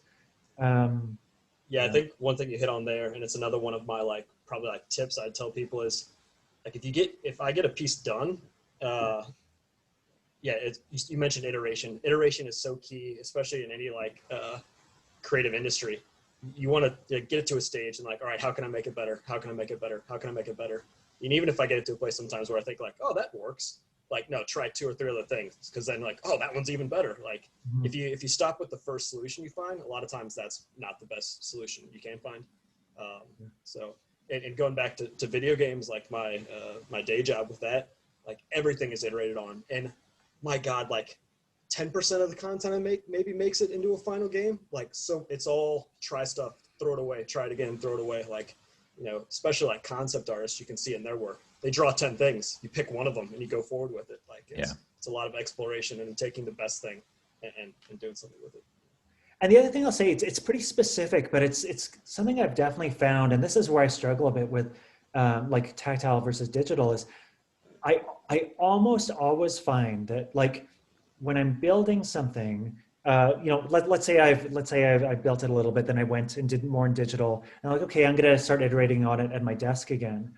I almost always find that if I'm missing parts, I come up with a more creative solution for having not had all the parts I could possibly have. So that is something I find that I lose when I'm purely in digital, because you have the world of parts. You can build whatever you want. But when you actually like when you have the necessity, you'll invent, right? And sometimes the creative solutions you get out of that are a lot more interesting than what you thought was the perfect solution because you had access to every part. Yeah, I love that. That actually just, I also produce, I have a YouTube channel where I talk about, my profession in terms of rowing and coaching and training methodology. And that just made me think that a lot of people try to get their training methodology from the elite coaches and whatnot, and a lot of it's not good, and it certainly doesn't translate to non-elite populations. And I would also say that it's not probably ideal for elite athletes, or in rowing at least. But that's a very interesting insight there, Yuval, in terms of like those people that coach those that have always been coaching D1 athletes or elite athletes, like they've never been forced to innovate their training because they are just gifted with, insanely talented, athletes and bodies to work with. But I'm going to make a video of that. We're going to talk about that. That's going to be a good one. But very cool. I like that. And I like what you're saying, in the terms of the creative content too. And I resist that. And I mean, anybody who's kind of does creative content, you get that lure of like views and whatnot. And I remember I did that. I did like an unboxing video for the new CGL minis, and I was mainly interested in comparing the scale to the other ones, and so I did a video, and I just did like the urban mech, and because it was one mech, and I had fun doing it. It was actually one of the easiest videos I made to kind of edit, but people loved it, and I was getting all kinds of comments, and I was like, oh, I'll do this again. I think it was like probably my most viewed video, other than like maybe a Michael Stackpole interview or something up to that point. I was like, oh, I'll do it again. And I did the next one, and I still had fun with it. And then I was like, oh man, and that one blew up. And then I was like, oh, I'll do another one. And by the third one, I was like, dude, this is boring. Like, I'm pulling up many. Like, I'm not an unboxing video kind of guy, watching and now producing. And I was like, all right, I got 3. I'm not doing this anymore, even though it's like my most viewed videos on the channel. I was just like, yeah, I'm just producing content to produce content. I'm not like doing the stuff I enjoy at this point. But yeah, it's a tough trap to get in. You got to pull yourself out, when you feel yourself falling in. But what's coming up? What's the kind of pie in the sky builds, for you guys, or what's kind of on the building table that we're gonna see next? Well, I saw the Catapult. I know it's coming. Yeah, I can share that real quick. So I get a lot of, to go back a bit before that. So when I first started building mechs, I didn't know that it would be successful. So what I started with was mechs that I thought hadn't been represented well before in brick. So the first one I chose was a classic build of Ryokan or Stormcrow. Okay. Because I didn't feel like there had been a MechWarrior 4 version of the head done. We're getting very specific here. But a MechWarrior 4 version looks different than like what was seen in the original source books. So I did an original source book version of that. And then, obviously, like some of my builds have gotten some pretty good feedback so far. To the point now where I'm like, okay, I should start building the mechs that have been done before, but I'm going to try to see if I can do something that I think turns out better, or perhaps of the new game builds. Give me just a second here. But then on top of that, right, like I get tons of repeating requests, and one of them, as Yuval pointed out, is like, oh, I wish it articulated. So that's one of the things I'm going to try in my next build. The other thing I get quite a lot is like, does a minifig fit inside? And I'm like, no, because I already have so much to consider. I don't like, say for example, on the king crab, getting all the face plating on that to look correct was so complicated already. Like I used all that space to get those right. There's no space for a cockpit anymore. And if you made a king crab at a minifig scale, it would probably be like 20,000 pieces, right? Yeah, like who knows? It's like, not a small mech. Also, minifig scale, even like official Legos, is a fuzzy term, right? Like the Lego Star Wars that you buy, they fit inside. Yeah, they're not inside, right. Like they're not scaled to real people. There's still a product that's built upon like viability of the parts that cost a lot. Yeah, maybe the $800 one, is the scale, but the rest, the $100 ones are definitely not. Anyway, yeah. So what I just shared here is like basically this is what I call like my block out phase of my next model. I'm trying to go for a catapult, trying to keep all the joints on the legs articulating. So in a fashion like how Yuval's models work, where you can pose them in different ways. None of this is done yet. This is part of my process here, where basically, like I said earlier, the first thing I do is just about proportion. So this, what you're seeing here, is total BS build that's done in the virtual editor, Bricklinks editor. None of these pieces, you couldn't build this right now. The pieces are in places where they're on the grid where I know I'll be able to go back later and make a structure that works. But most of this is me just getting the shape right. And so, yeah, I'll build a little bit. I'll take a 2D screenshot of it. I'll compare that against some source material, take like basically in like Photoshop, overlay it and make one of them opaque so you can see through and see how well your proportions match up. So it's like, I feel like if you don't work on the proportions early, it can be death by 1,000 cuts. For example, if you look between 2 and 3 here, you probably can't notice it, but between 2 and 3, I've actually scaled down. Oh God, is it 2 and 3? Maybe it's 3 and 4. It's 3 and 4. I've scaled down the missile pods because they're actually one grid too large in each direction. And it's small stuff like that you'll never catch when you're eyeballing. So you got to like line it up with the source material and see how it actually shakes out. Or, yeah, so you can see the difference on this. Yeah, you can see the side of the missile pod. You can see that difference. So yeah, this is next for me. Trying a few new things. Awesome. So yeah, this will have this will allow a minifigure in it.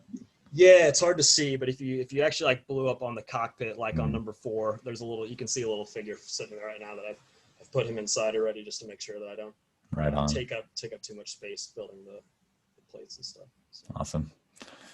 All right, 2022, it'll be ready. You guys said you took a year, Kevin, and Yuval, you said you took months, but that doesn't really tell us much because it doesn't say how many days and how many hours you're building.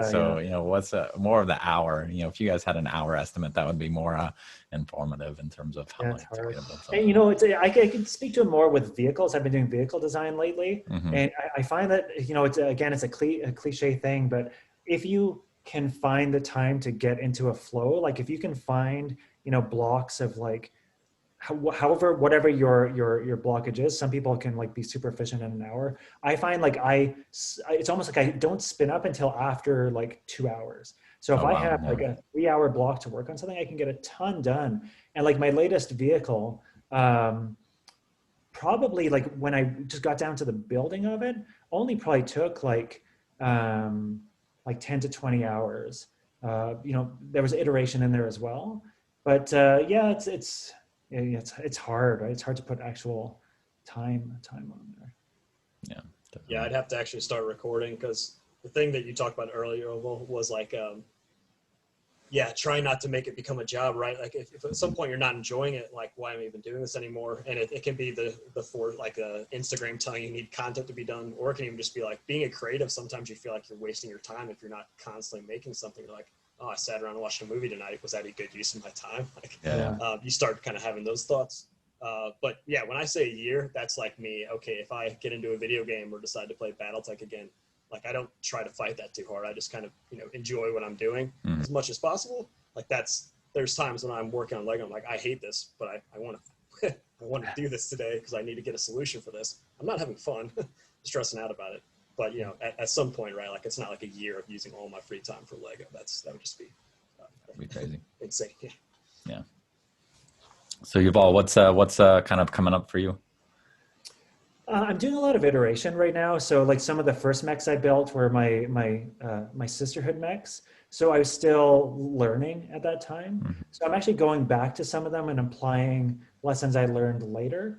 Because again, like I'm also in tech. So for me, like rewriting code 100 times over is natural, right? Until it's becoming this perfect little diamond. So, I'm going back to a lot of my older builds that I really enjoy, but have, either they were, I find that a lot of my sisterhood mechs, the black ones, the lower torso is just oversized compared to the upper torso. So, I'm going back and okay, how can I scale this to be more proportionate and also, leverage some of the strength in there and maybe even just apply some of my new aesthetic, designs to it. And the other thing I'm trying to do is write more. So, part of the reason I'm doing all of this is to reboot that original, that original D&D setting I published, right? Dark Legacies. So, I am hoping to, do a novel at some point and maybe other mediums. So everything I build has backstory, and I'm trying to, again, in this battle between content creation and your art, I'm trying to tell myself, okay, maybe it's okay to spend a bit more time just writing, and it's okay if you don't build something every week. Yeah. Every month right?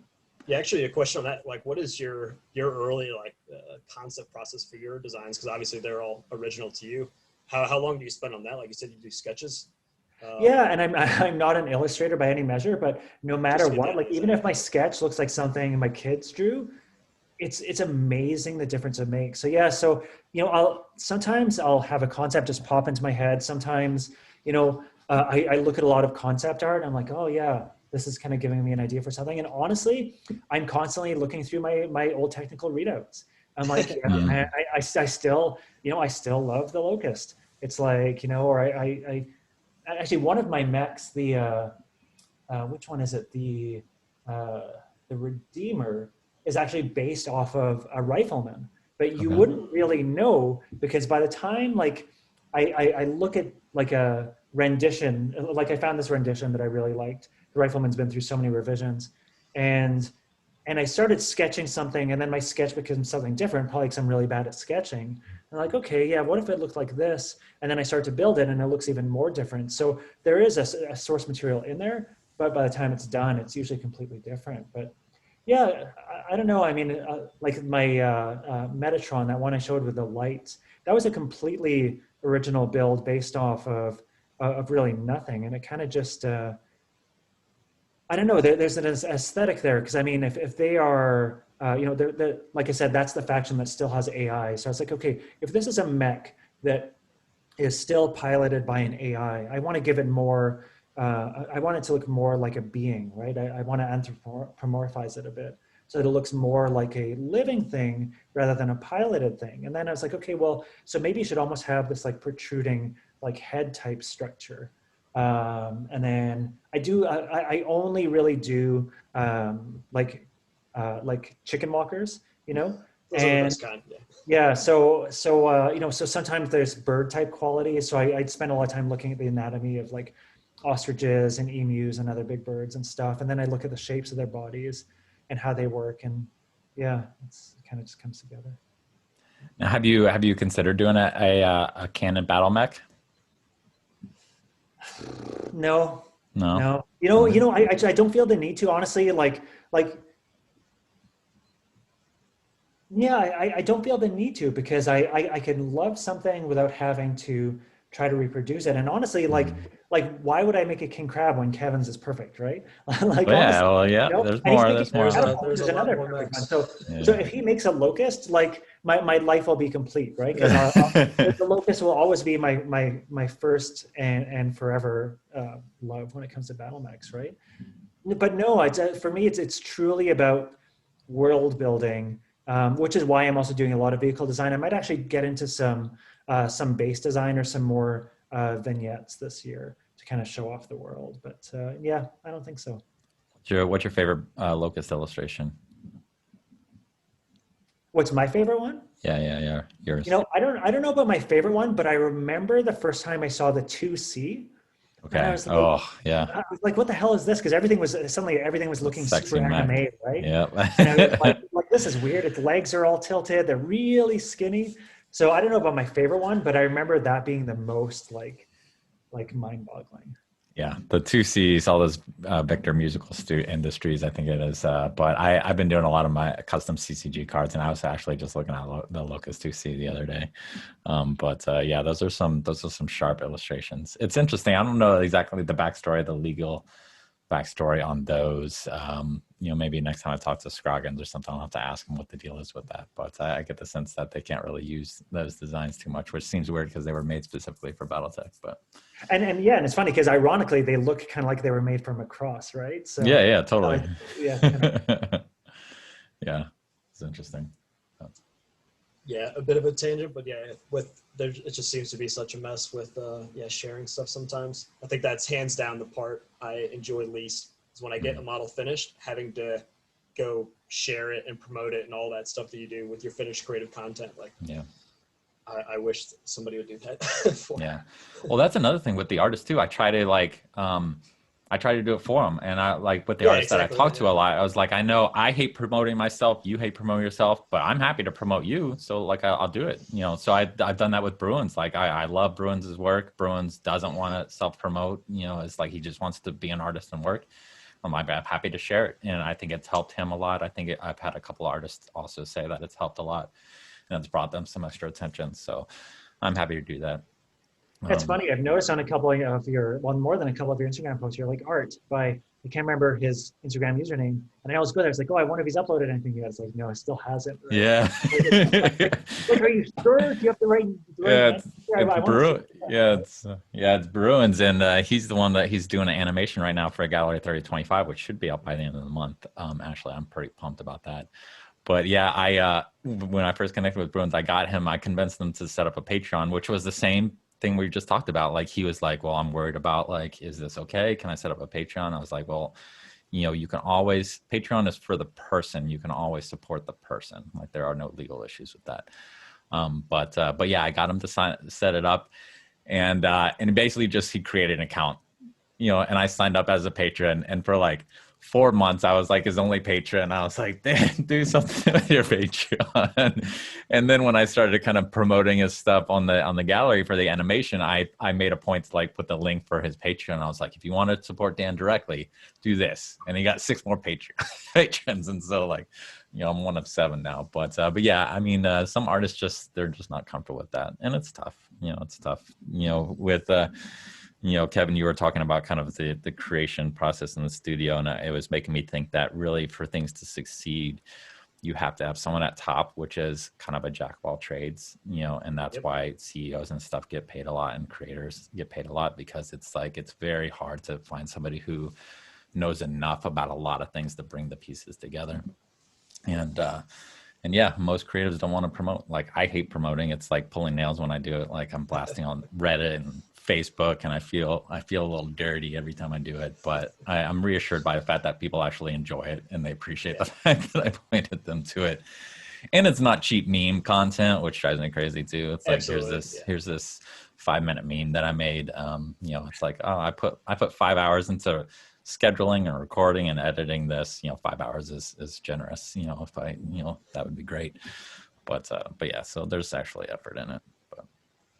But it's been fun. You know, I really appreciate you guys kind of taking the time to talk. You know, I know, you know, I talked briefly about my own experience with Lego, and it really helping me through some hard times with work and just kind of getting my mind off. And you know, and those kind of good memories of childhood Lego building and grown up Lego building, and kind of seeing, you know, kind of this very cool stuff that you guys have been doing. It's been fun. A little trip down memory lane. And, you know, I feel like this will be, especially Kevin, with your post that I sent on Instagram, was like the most popular, you know, one on my Instagram. I think people out there they all love Lego. I think at some point, it's like really people that don't like pets. Lego. You look at them weird. It's like, what? Yeah. You don't like pets? You know, it's like same with Lego. If you don't like Lego, it's like, what's wrong? You gotta like Lego. Like, everyone likes Lego.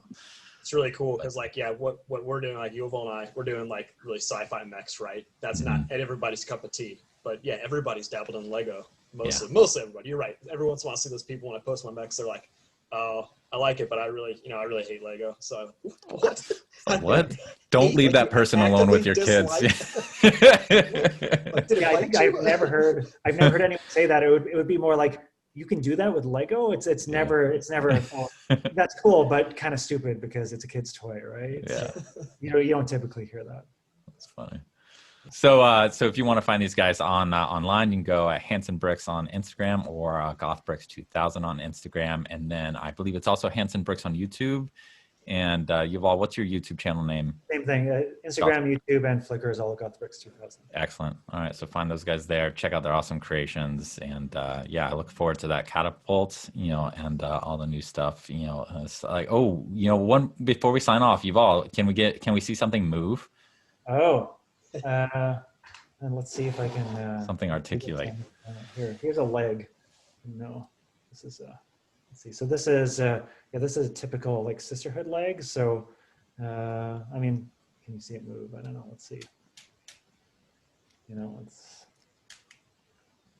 Yuval, when are you going to start doing stop motion videos of your mechs? That's the next holy step. cow. It's funny. I actually just you said you've had posted so much time to burn. Yeah, I just posted actually a little digital. I mean, people don't think it's yeah. stop motion because it's digital, but so that's full like articulation, right? If you can see Yeah. it. Awesome. Yeah, I've been doing a little bit of stop motion in studio, and I just posted a little video on Instagram of one of my vehicles. But yeah, I would love to do real stop motion, but that's a studio space Yeah. problem of its own, right? Huge time save. Yeah, it's a couple $1,000 worth of equipment to get that set up to look good, Yeah. but awesome. Well, thanks for sharing. Yeah, if I can just toss out one final thing, I was going to say, like, we're just two guys that are doing Lego mechs. Like, if you Google Lego mechs or BattleTech Lego, there's so much cool content that's been made. So if it's something you want to dig into, yeah, just go use a search engine and you'll find a lot of cool stuff. Awesome. Well, thanks again, guys. And for those listening, you can find Renegade HPG. Make sure you are checking out Instagram and YouTube and Facebook, as well as YouTube, which most of you are listening to this. But we are also on Spotify now, as well as iTunes. And so hopefully people can listen in the car as well and enjoy these conversations. But thanks for taking the time with us. This was fun. Kevin, Yuval, I really appreciate your time. And yeah, we'll connect back, certainly maybe once that Catapult is built. And we'll kind of, blast that at least on social media, if not, maybe talk about it. And I'll be waiting for the stop motion from Yuval. So we'll see that articulation in action. Awesome. Thanks, guys. Very cool. Yeah, thanks very much, Travis. It was fun today. You're welcome. All right. See you guys.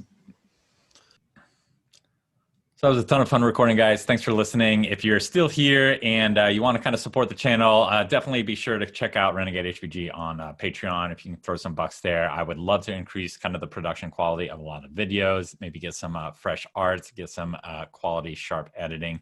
And if I can get that Patreon built up, that's definitely kind of more that I can use to kind of build the channel. So if you've been enjoying this content and you want to throw a couple bucks to this project, to Renegade HPG, definitely do so. And if you are a big fan of BattleTech art, as I am, you should also be checking out Gallery 3025 on Patreon, where we're using that as basically a crowdfunding source to support artists in the community that are creating BattleTech content for everybody to enjoy. So definitely check that out. Subscribe, like if you haven't already, and we'll catch you at the next video. Bye.